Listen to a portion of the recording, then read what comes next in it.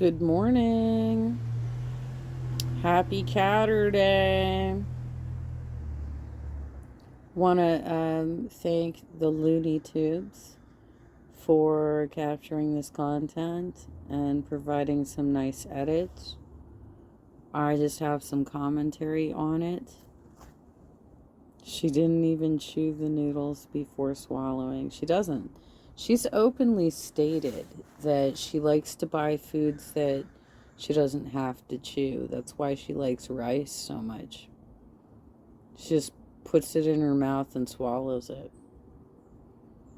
I can't imagine. I mean, somebody said one of these days we're going to see her choke and she'll be alone, and we don't know where Salah is, how close he is, because most of the time he's not there, right? So the way she eats is very dangerous. But let's talk about this latest mukbang that she did. This is, by the way, after she put out content talking about her anxieties of travel because she didn't put the work in to lose some weight. Right? And she says she's not trolling her audience.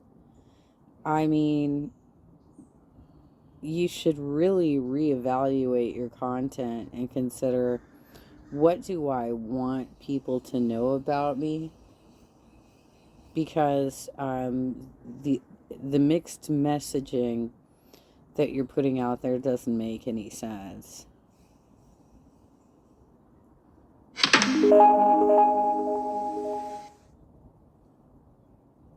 Today, I have some Subway.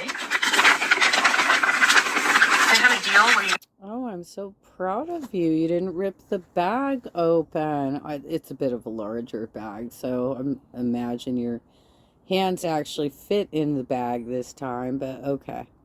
A side, a drink, and a 4-inch sub, which I've never had, but I decided to...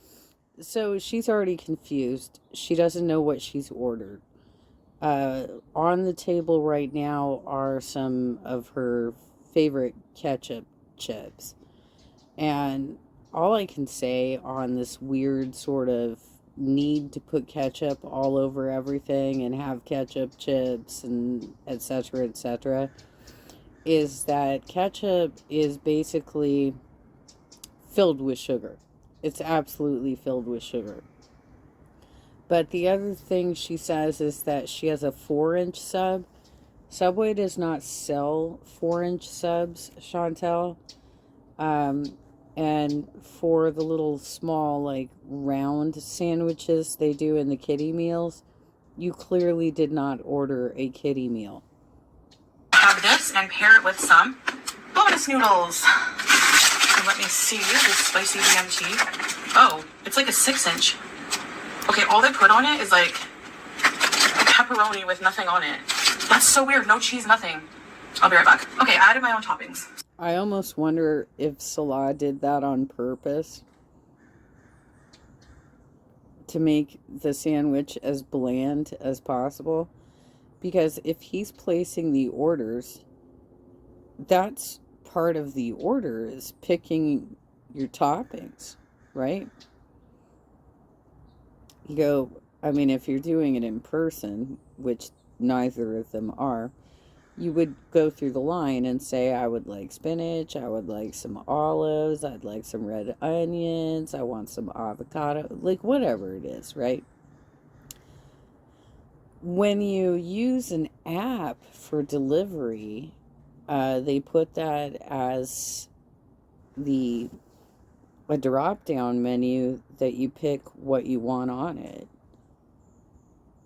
So she's gone off to the kitchen, and I guess she's like running out of everything, I suppose. I don't know. I mean,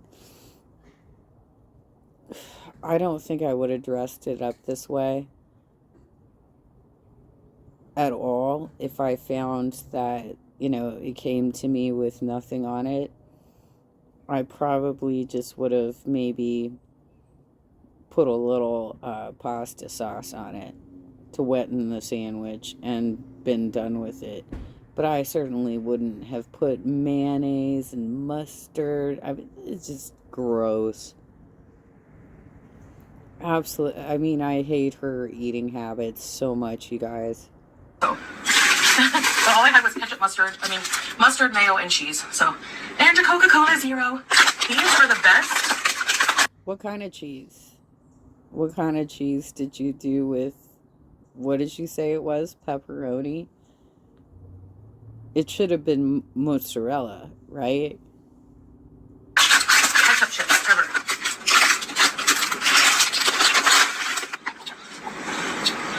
These.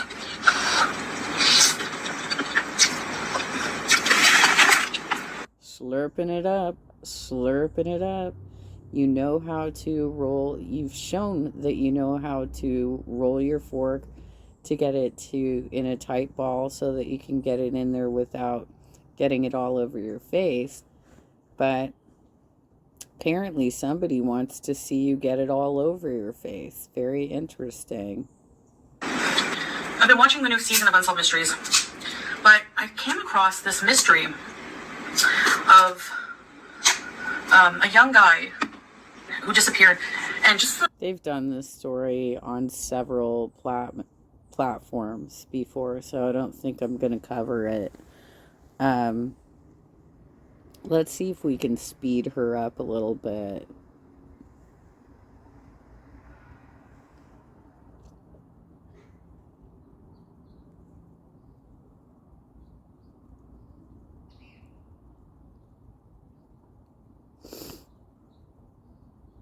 the way he disappeared was so tragic for his family, and I mean, no disrespect talking about this case, but it's really, really bizarre, and I really hope that this guy is found, but the conditions in which he disappeared were just so weird, and I have my other phone here to look at, because I don't have a good memory with, like, little details. So, it's the case of Brandon Swanson.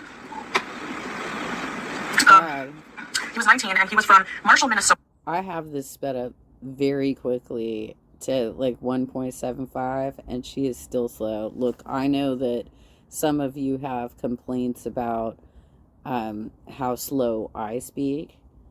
That's kind of trained because of my public speaking training and forensics training, that I should be speaking slower because I was on stage a lot speaking to audiences, right?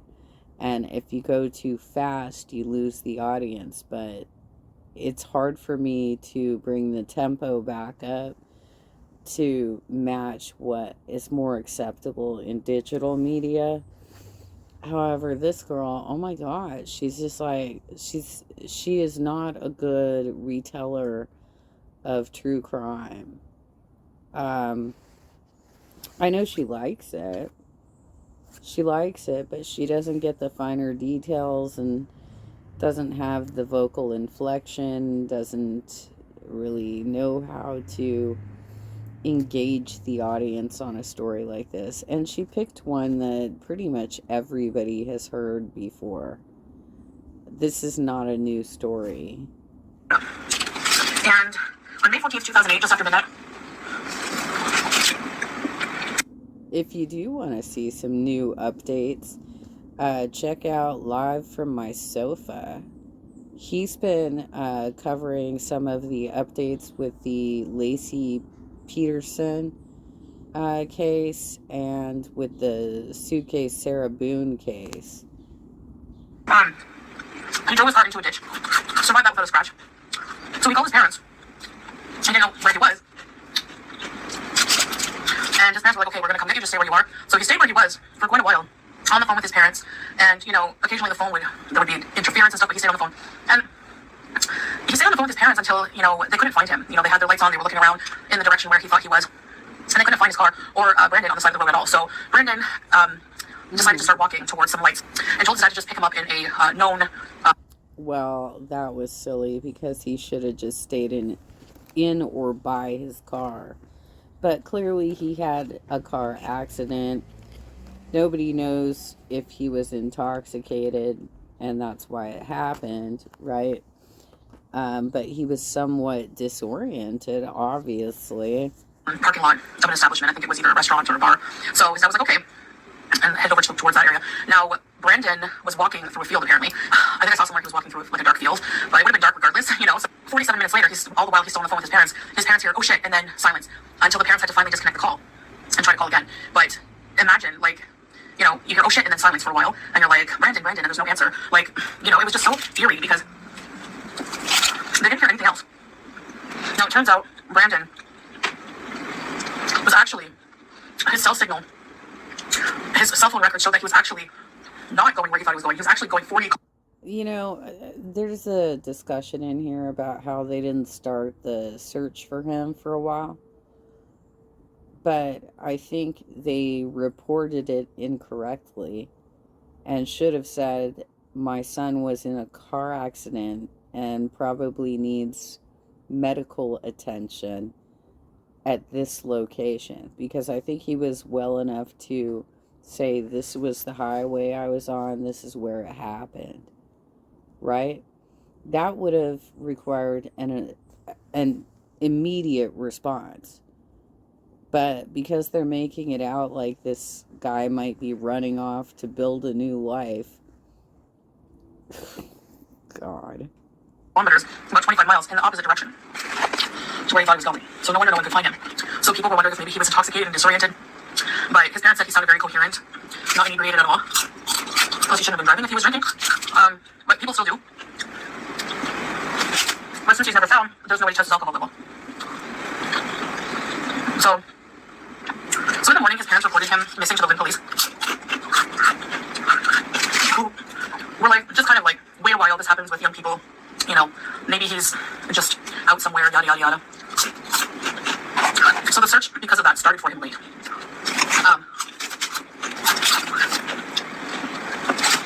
God damn, girl. There's some controversy about that, about starting searches late, like waiting a while just because he's an adult.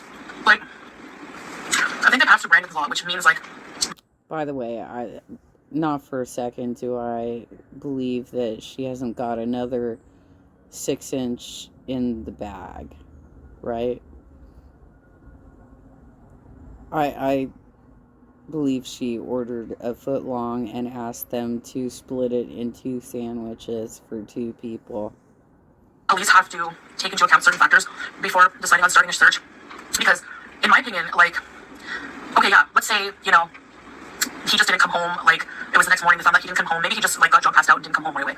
That's a little different than him kind of, you know, being in a car crash, and then saying, oh shit, and then nothing. You know, like, to me, they should have started the investigation right away.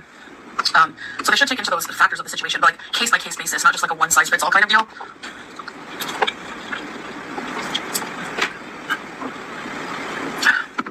Do you see that? She does know how to actually twirl her fork and get the noodles to wrap around so that she isn't getting them all over her face. But she does that for specific viewer requests. So, they also had sniffer dogs that led them around the Yellow Medicine River, but no body was ever found in the river. There was no other evidence to suggest that he did fall in the river, because his last known location was near the Yellow Medicine River, apparently. Wouldn't they hear a splash? Wouldn't they hear him calling for help as he's drowning? Or, you know what I mean? It's the dead silence after he goes missing, after he says those words. It's the dead silence after he says those words that really just, like, and it's so eerie. Well, he might have fallen into something and they haven't located him yet. You know, this is kind of a vated, sorry. God. This is a area of wilderness that doesn't have a lot of people walking around at all times. But they might have, like, wells. They might have, you know, little cliffs that you can fall off of. Like, there are lots of ways that you can get lost and not located. I covered the story of the dude who was solo hiking with his dog, and it was the High Sierra, but I think it was either Northern California or, yeah, I think it was like Northern California or Oregon or something.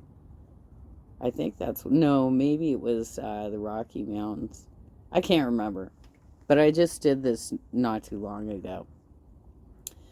And he was trying to scramble down some boulders because his dog had bolted. And he, first of all, you shouldn't ever take your dogs on hikes with you guys. Bad idea. They're, even though they're domesticated, they're not that reliable. And they could be like, oh, squirrel, and run, right? So he went to retrieve his dog and was scrambling on these boulders to get down to where he saw his dog by a lake. This was not part of the trail. It was something that you would bushwhack to get to. And he ended up falling between two boulders that rested against each other. And was stuck there for days. And in a sitting up position.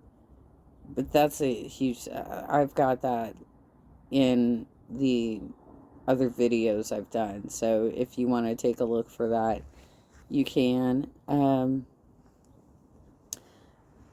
not going to retell the whole story right now. But, like, it's amazing to me that why don't you just, like, actually pull up the episode and start talking about it. I imagine that you've invested more into your channel than I have, because I really am pretty low budget, right? I don't have StreamYard or anything like that, but I think you do. Like, you've got the ability probably to clip some things and say, then this happened, and then that happened, and, you know, be able to pick your clips and do it in such a way that it's hopefully not going to be a copyright infringement. But what do I know? And if he was grabbed, wouldn't you hear a struggle? Wouldn't you hear a call out for help? Not if you got knocked out. It's the eerie silence. I don't know. The whole thing is bizarre.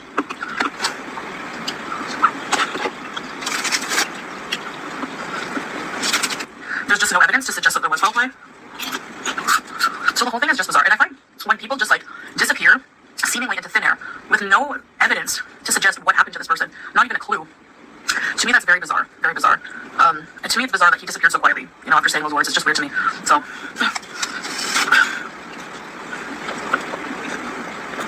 the new season of Unsolved Mysteries, I've watched it because I'm a fan, but the new season... I know I have this really sped up, but if you look at the time on the Looney Tunes video, this is only a 10-minute video. And so she cleared that entire table of food in 10 minutes at least, or less, you know. Most of us, I think, spend about 30 minutes eating when we sit down to eat, because we're chewing, we're tasting it, we're swallowing it properly. We might be having conversations with our friends and family while we're doing this, but we eat slower than she does. She's just pounding this stuff down so that she has an opportunity to think of the next meal. It's probably the weakest one, season 4, in my opinion. They did a whole episode on the Mothman. Like, how many times has the Mothman been done? Not only that, they did an episode on the original series with Robert Stack. We don't need another one. Okay, so maybe for me, cryptids are not that interesting. Like, I used to be so afraid of Bigfoot, and if I saw Bigfoot today, I would be freaked out. But I kind of don't believe in any of that. Although, I don't dispute that people... Girl, please close your mouth while you're chewing. Oh my god. Do you see these things? It's just like... The Mothman could kind of be anything. You know? A huge crane, or I don't know. Could be anything big that squawks. She she literally added that in. She added that after making this video. She added that later. Because you can tell the vocal difference. It can be anything that squawks. So, what, you got some sort of giant bird? Some sort of giant bird came after him. Okay. I really don't get it. I found that episode boring. If you like the Mothman, okay, but for me it was kind of boring.